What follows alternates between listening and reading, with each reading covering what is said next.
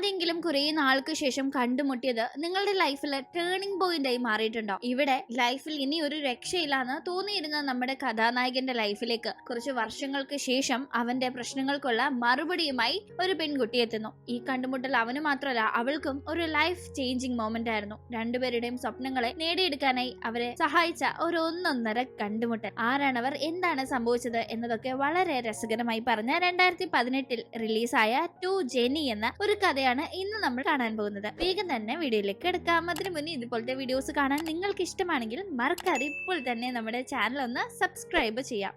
കഥ തുടങ്ങുന്നത് നമ്മുടെ കഥാനായകനായ പാർക്കിനെ കാണിച്ചുകൊണ്ടാണ്. പാർക്ക് ഇപ്പോ ഒരു സൂപ്പർ മാർക്കറ്റിലെ ക്യാഷ്യറായി വർക്ക് ചെയ്യുന്നു. രാവിലെ ജോലിക്ക് പോവുക, വൈകുന്നത് വരെ അവിടെ നിന്ന് പണിയെടുക്കുക, തിരിച്ചു വരിക എന്ന ഒരു റൊട്ടീൻ മാത്രമായിരുന്നില്ല കുറച്ചു നാൾ മുന്നേ വരെ പാർക്കിന്റെ ജീവിതം. അവനൊരു ഹൈസ്കൂൾ വിദ്യാർത്ഥി ആയിരുന്ന സമയത്ത് അവന് നാറ എന്ന തന്റെ ക്ലാസ്മേറ്റ് ആയ ഒരു പെൺകുട്ടിയോട് ഭയങ്കരമായ ക്രഷ് ഉണ്ടായിരുന്നു. ആ ഇഷ്ടം അവളോട് തുറന്നു പറഞ്ഞിട്ടില്ല, കാരണം അവൾ അന്നേ ക്ലാസ്സിൽ ഭയങ്കര പോപ്പുലർ ആണ്. അതുകൊണ്ട് തന്നെ തുറന്നു പറയാൻ ഒരു പേടി, എങ്ങനെ റിയാക്ട് ചെയ്യുമെന്ന് അറിയില്ലല്ലോ. കൂടാതെ അവന് മറ്റൊരു താല്പര്യം കൂടിയുണ്ട്, അത് മ്യൂസിക് ആണ്. സ്കൂളിൽ വെച്ച് പാട്ട് നന്നായി കൈകാര്യം ചെയ്യാൻ അറിയാവുന്ന പാർക്ക് ഒന്ന് പാട്ട് പാടാനായി സ്റ്റേജിൽ കയറിയപ്പോ അവന്റെ കണ്ടൊക്കെ ശരി എന്ന് പറഞ്ഞാൽ മതിയല്ലോ, പാടുന്നതിന്റെ ഇടയിൽ നല്ല ഒന്നാന്തരമായി വെള്ളി വീണു. അവന്റെ സൗണ്ട് അങ്ങനെ പോകുന്നത് കേട്ട് കുട്ടികൾ കളിയാക്കി ചിരിച്ചു. അന്നത്തെ ആ ദിവസത്തിന് ശേഷം എന്തോ പിന്നീട് അവൻ സ്റ്റേജിൽ കയറാനായി ധൈര്യപ്പെട്ടിട്ടില്ല. പാട്ട് നന്നായി പാടാനായി പാർക്കിന് സാധിക്കും. അന്നത്തെ ഒരു ദിവസം മോശമായതുകൊണ്ട് സൗണ്ടിൽ ഒരു ഇടർച്ച വന്നതാണ്. പക്ഷെ അന്നത്തെ അനുഭവം അവനെ വല്ലാതെ ആളുകളുടെ മുന്നിൽ അവന്റെ കഴിവ് പ്രകടിപ്പിക്കാനായി ഒരു പേടിയിലേക്ക് കൊണ്ടുവന്ന് എത്തിച്ചിട്ടുണ്ടായിരുന്നു. അങ്ങനെ പഠനത്തിന് ശേഷം നാറയെ പറ്റി ഒരു വിവരമില്ലാതെ പാട്ടിലേക്കും മടങ്ങി പോവാതെ പാർക്ക് അവന്റെ സൂപ്പർ മാർക്കറ്റിൽ ആ ഒരു ജോലിയുമായി മുന്നോട്ട് പോവുകയാണ്. പാർക്കിനൊരു അനിയത്തിക്കുട്ടിയുണ്ട്. അവളുടെ പേര് ഹി എന്നാണ്. ഹി പാർക്കിനെ പാട്ട് പാടാനൊക്കെ എപ്പോഴും മോട്ടിവേറ്റ് ചെയ്യും. പക്ഷെ അവന് പേടിയാണ്. അങ്ങനെ പേടിയാണ് മറ്റുള്ളവരുടെ മുന്നിൽ ഇങ്ങനെ പാട്ട് പാടാൻ വൈകി ഒരു ഐഡിയ ഉണ്ട് എന്ന് പറയുന്ന ഹി അവളൊരു സോഷ്യൽ മീഡിയ അക്കൗണ്ട് പാർക്കിനായി തുടങ്ങുകയാണ്. അതിൽ പാർക്കിന്റെ പാട്ടൊക്കെ പാടി റെക്കോർഡ് ചെയ്ത് ഇടാം എന്നതാണ് അവളുടെ ഐഡിയ. ആദ്യം പാർക്ക് മടിക്കുന്നുണ്ടെങ്കിലും ഹി നിർബന്ധിക്കുമ്പോ വീഡിയോ ഒക്കെ റെക്കോർഡ് ചെയ്യാനായി നിന്ന് കൊടുക്കുന്നു. ഏതാണ്ട് ഒരു 6-7 ഫോളോവേഴ്സേ ഉള്ളൂ അതിലിപ്പോ പാർക്കിന്. അതിൽ 2 പേര് പാർക്കിന്റെ ഫ്രണ്ട്സ് ആണ്. മറ്റ് ആളുകളാകട്ടെ ഹി പറഞ്ഞ് അവളുടെ ഫ്രണ്ട്സിനെ കൊണ്ട് ഫോളോ ചെയ്യിപ്പിച്ചതാണ്. അങ്ങനെ കാര്യങ്ങൾ മുന്നോട്ട് പോകുന്ന സമയത്താണ് ഒരു ദിവസം പാർക്ക് ജോലി ചെയ്യുന്ന സൂപ്പർ മാർക്കറ്റിലേക്ക് ഒരു പെൺകുട്ടി വരുന്നത്. അവളൊരു ഡ്രിങ്ക്സ് എടുത്ത് അതിന് പേ ചെയ്ത് അവിടെ നിന്ന് പോകുമ്പോൾ അവളെ കാണുന്ന പാർക്ക് ആകെ സ്റ്റക്കായി പോയിട്ടുണ്ടായിരുന്നു. ആ പെൺകുട്ടി പാർക്കിനെ ഒന്ന് പരിഗണിക്കുക പോലും ചെയ്യാതെ പോയിട്ടും അവന്റെ വിറയലും ടെൻഷനും മാറിയിട്ടില്ല അവളെ കണ്ടതിന്റെ. കാരണം അവൾ മറ്റാരുമല്ല നാറയാണ്, ഹൈസ്കൂളിലെ പാർക്കിന്റെ ക്രഷ്. പക്ഷെ ഇന്നത്തെ കണക്കായിരുന്നില്ല അന്ന് നാറ. ഭയങ്കര മിടുമിടുക്കിയായ ഒരു പെൺകുട്ടിയായിരുന്നു. സൗന്ദര്യം കൊണ്ടും സ്വഭാവം കൊണ്ടും അങ്ങനെ എല്ലാ കാര്യങ്ങളും കൊണ്ടും അവളെ ഒരു രീതിയിലും ആർക്കും കുറച്ച് പറയാനോ മാറ്റി നിർത്താനോ ഒരിടയും ഉണ്ടായിരുന്നില്ല.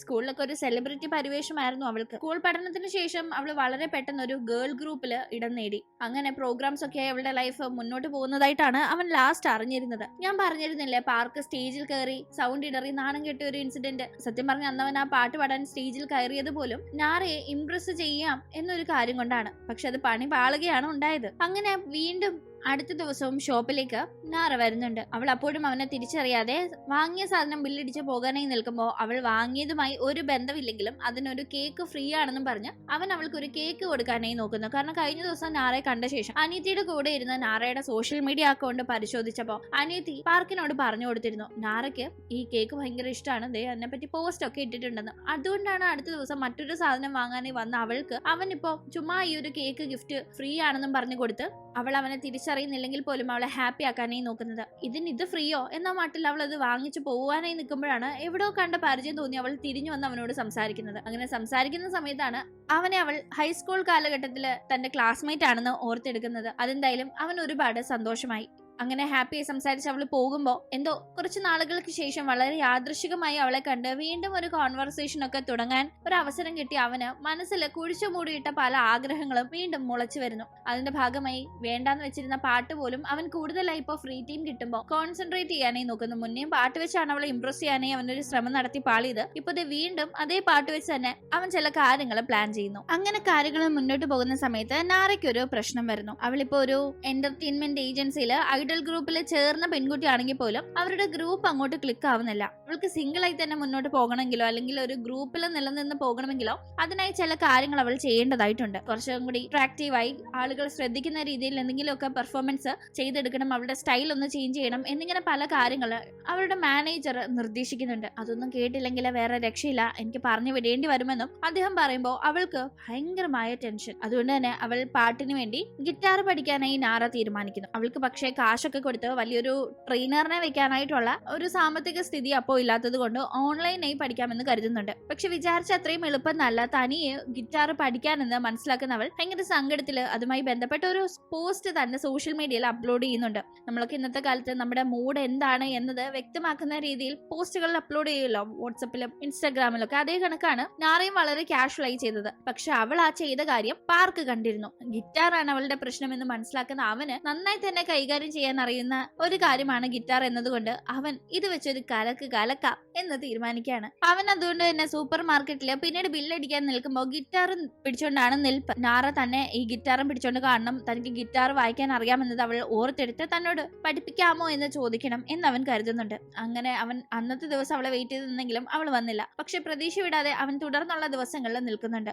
അങ്ങനെ മൂന്നാമത്തെ ദിവസം അവൾ ഷോപ്പിലേക്ക് എത്തുമ്പോൾ അവൻ ഗിറ്റാർ ധരിച്ചിരിക്കുന്നത് അവൾ ശ്രദ്ധിക്കുന്നുണ്ടെങ്കിലും അത് കാര്യമാക്കാതെ പോകാനായി തുടങ്ങുമ്പോഴേക്കും അവൻ ആ ഗിറ്റാർ എടുത്ത് പ്ലേ ചെയ്യുന്നു. അത് അവൾക്ക് ഭയങ്കരമായി ഇഷ്ടപ്പെടുന്നുണ്ട്. ഇത്രയും നന്നായി നീ ഗിറ്റാർ വായിക്കുന്നുള്ള കാര്യം സത്യം പറഞ്ഞാൽ ഞാൻ മറന്നേ പോയിട്ടുണ്ടായിരുന്നു, എത്ര രസമായിട്ടുണ്ട്, എന്നെ ഒന്ന് ഗിറ്റാർ പഠിപ്പിക്കാൻ പറ്റുമോ, വലിയ ഉപകാരമായിരുന്നു എന്ന് അവൾ പറയുമ്പോൾ ആക്ച്വലി അതിനു വേണ്ടിയിട്ടാണ് താൻ ഇത്രയും കഷ്ടപ്പെട്ടത് എന്നത് തുറന്ന് പറയാൻ പറ്റില്ലല്ലോ. അവൻ ആടി കയറി പഠിപ്പിക്കാം എന്ന് സമ്മതിക്കുന്നു. അങ്ങനെ അതിനായി അവളുടെ വീട്ടിലേക്ക് അവൻ ചെല്ലുന്നുണ്ട്. പഠിപ്പിക്കാനായി ഇരിക്കുന്ന സമയം അവളുടെ കൈവിരലുകളിലൊക്കെ തൊട്ട് പഠിപ്പിക്കാൻ അവനൊരു മടി. അവൻ മടിച്ചിരിക്കുമ്പോൾ അവളായി തന്നെ മടിക്കേണ്ട ഒരു ആവശ്യമില്ല, നീ എന്നെ പഠിപ്പിക്കാൻ വന്നതല്ല, അതിനെന്താണെന്ന് പറഞ്ഞ് അവനെ കൊണ്ട് പഠിപ്പിക്കാനായി കയ്യിൽ പിടിക്കുമ്പോൾ പെട്ടെന്ന് അവനൊരു ഞെട്ടല്. അറിയാതെ എക്കളൊക്കെ വരുമ്പോ അവൾ അവനെ കുടിക്കാനായി വെള്ളം കൊടുക്കുന്നു. അങ്ങനെ കുടിക്കുന്ന വെള്ളം പെട്ടെന്ന് അവൾ തന്നെ നോക്കിയിരിക്കുന്നത് കണ്ടുള്ള അന്താളിപ്പില് അവൻ അറിയാതെ തുപ്പുന്നുണ്ട്.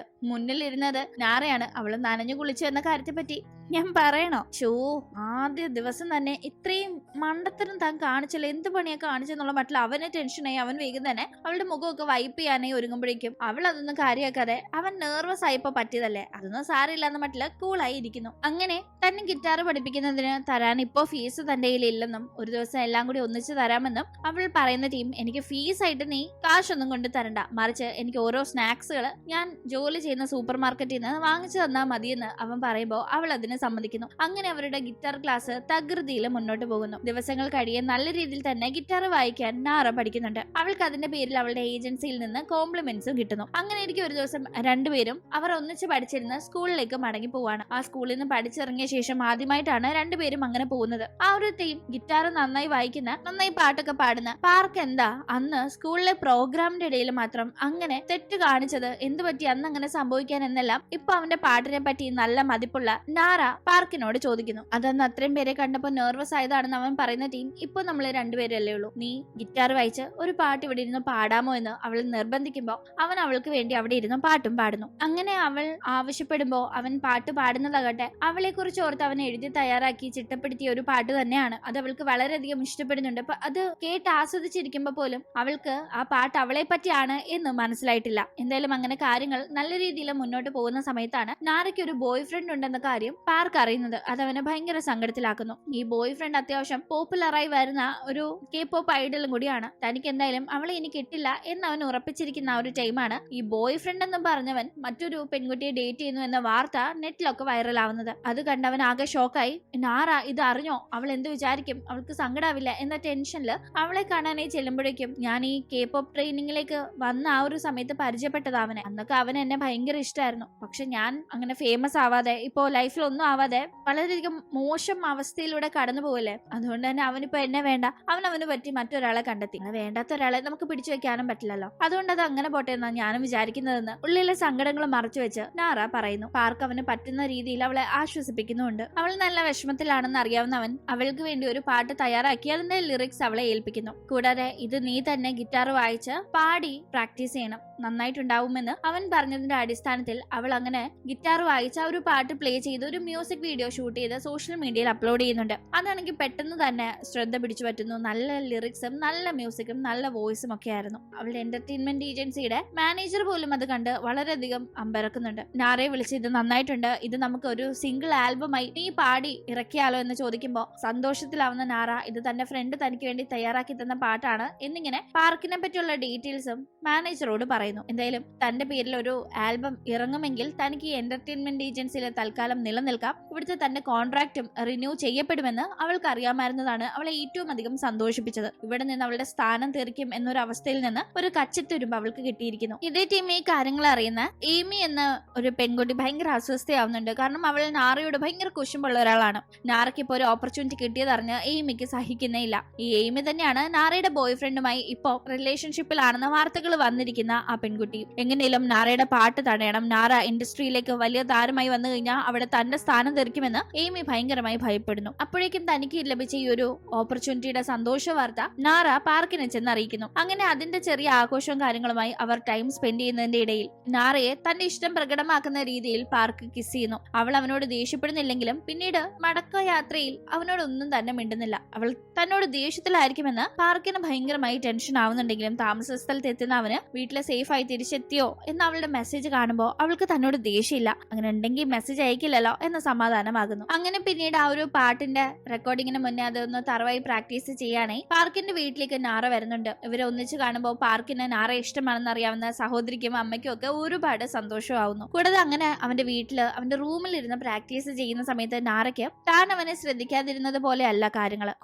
സ്കൂൾ കാലഘട്ടം മുതൽ തന്നെ പാർക്കിന് തന്നോട് താല്പര്യമുണ്ടായിരുന്നു എന്നത് മനസ്സിലാവുന്നു. അങ്ങനെ പ്രാക്ടീസ് എല്ലാം കഴിഞ്ഞ് പാട്ടിന്റെ റെക്കോർഡിംഗ് ദിവസം സ്റ്റുഡിയോയിലേക്ക് ചെല്ലുന്ന നാറ ആകെ ഷോക്കാവുന്നു. അവൾ അവിടെ കാണുന്ന കാഴ്ച അവളുടെ പാട്ട് എയ്മി പാടിക്കൊണ്ടിരിക്കുന്നതാണ്. ഇതെങ്ങനെ സംഭവിച്ചു എന്ന് മനസ്സിലാവാതെ നാറ മാനേജറിന്റെ അടുത്തേക്ക് ചെല്ലുമ്പോൾ ആ ഒരു പാട്ട് നിന്നെക്കാൾ ഏറെ എയ്മിയുടെ സൗണ്ടിനാണ് സ്യൂട്ടാവുന്നത്. അവള് പാടട്ടെ, നിന്റെ ഫ്രണ്ട് ആ പാട്ട് തയ്യാറാക്കി തന്നെന്നല്ലേ നീ പറഞ്ഞത്, മറ്റൊരു പാട്ട് നിനക്ക് വേണ്ടി തയ്യാറാക്കാൻ ഫ്രണ്ടിനോട് പറഞ്ഞാൽ പോരെന്നല്ല മാനേജർ ചോദിക്കുമ്പോൾ താൻ കഷ്ടപ്പെട്ട് ഒരു അവസരം തനിക്ക് വേണ്ടി നേടിയെടുത്തപ്പോ അത് മറ്റൊരാൾക്ക് ഒരു ഉളുപ്പില്ലാതെ കൊടുത്ത ഈ ഒരു ഏജൻസിയിൽ ഇനി നിൽക്കാൻ തനിക്ക് താല്പര്യമില്ല എന്ന തീരുമാനമെടുത്ത് നാറ വളരെ വിഷമത്തിൽ അവിടെ നിന്ന് ഇറങ്ങിപ്പോകുന്നു. പക്ഷേ നടന്ന കാര്യങ്ങളൊന്നും തന്നെ പാർക്കിനറിയില്ല. അവൾ പാട്ട് പാടിക്കഴിഞ്ഞാൽ തന്നെ കോണ്ടാക്ട് ചെയ്യുന്നത് കാത്ത് അവൻ ഏറെ നേരം ഇരുന്നെങ്കിലും റെസ്പോൺസ് ഇല്ലാതെ ആവുമ്പോൾ പേടിയാവുന്ന അവൻ അവളെ അന്വേഷിച്ച് അവളുടെ താമസ സ്ഥലത്തേക്ക് ചെല്ലുന്നു. അവൾ അകത്തുണ്ട്, പുറത്തേക്ക് ഇറങ്ങി വരാതെ എന്തോ കാര്യം കൊണ്ട് വിഷമിച്ചിരിക്കുകയാണെന്ന് മനസ്സിലാക്കുമ്പോഴാണ് അവൻ കാര്യങ്ങളെ പറ്റി അറിയുന്നത്. അതായത് അവൾ ഒരുപാട് ആഗ്രഹിച്ചു കിട്ടിയ ഒരു അവസരം അവൾക്ക് നഷ്ടമായി എന്ന കാര്യം. ഈ ഒരു കാര്യത്തിൽ പാർക്ക് തെറ്റൊന്നും ചെയ്തിട്ടില്ലെങ്കിലും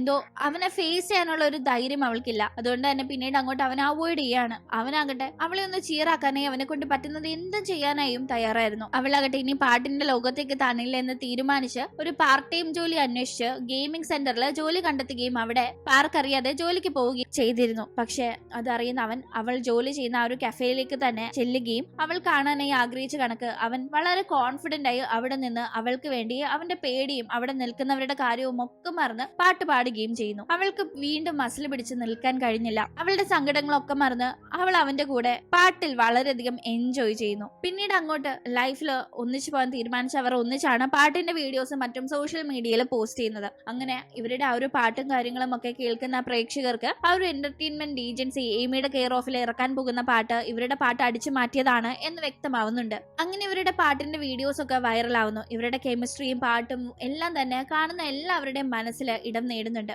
അങ്ങനെ അവർക്ക് നിരവധി ഓപ്പർച്യൂണിറ്റീസ് ആണ് അവരുടെ തന്നെ പ്രയത്നത്തിൽ അവരെ തേടിയെത്തുന്നത്. അവരുടെ പാട്ടിനായി ഇപ്പോ കാത്തിരിക്കുന്ന നിരവധി ആരാധകരുണ്ട്. അവരെ ഒന്ന് പാട്ട് പാടിപ്പിക്കാനായി ഇപ്പൊ ക്യൂ നിൽക്കുന്ന നിരവധി എന്റർടൈൻമെന്റ് ഏജൻസികളുണ്ട്. അങ്ങനെ അവസരങ്ങൾ നഷ്ടപ്പെട്ടെടുത്ത് കളിയാക്കലുകൾ ഏറ്റുവാങ്ങേണ്ടെടുത്ത് കളിയാക്കലുകൾ ഏറ്റുവാങ്ങിയതിൽ നിന്ന് സ്വയം ഉയർത്തെഴുന്നേറ്റ് വന്ന ഇവർ രണ്ടുപേരും ലൈഫിലും പാട്ടിലും അങ്ങനെ ഒന്നിച്ച് നീങ്ങുന്നത് കാണിച്ചുകൊണ്ടാണ് ഈ ഒരു കഥ ഇവിടെ അവസാനിക്കുന്നത്. നിങ്ങൾക്ക് ഈ വീഡിയോ ഇഷ്ടപ്പെട്ട് കാണും എന്ന് പ്രതീക്ഷിക്കുന്നു. ഇഷ്ടപ്പെട്ടെങ്കിൽ മറക്കാതെ ലൈക്ക് ചെയ്തും ഷെയർ ചെയ്തും സബ്സ്ക്രൈബ് ചെയ്തും സപ്പോർട്ട് ചെയ്യുക. വീണ്ടും കാണും വരെ ബൈ.